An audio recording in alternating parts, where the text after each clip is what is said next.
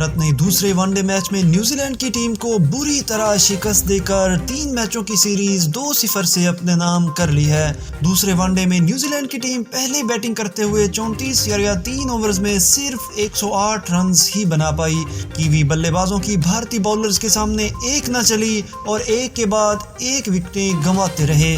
New Zealand के 8 बल्लेबाज double figure में भी दाखिल न हो पाए। सिर्फ 5वें, 6ठे और 7वें नंबर पर आने वाले खिलाड़ी डबल फिगर स्कोर कर पाए।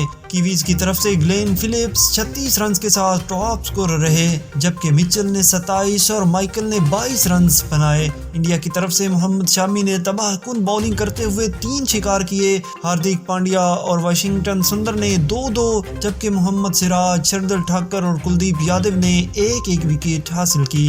न्यूजीलैंड की तरफ से दिया गया 109 रन का हदफ भारतीय टीम ने 20 ओवर में 2 विकेटों के नुकसान पर हासिल कर लिया। टीम इंडिया की तरफ से रोहित शर्मा ने 51 और शुभमन गुल ने 40 रन बनाए।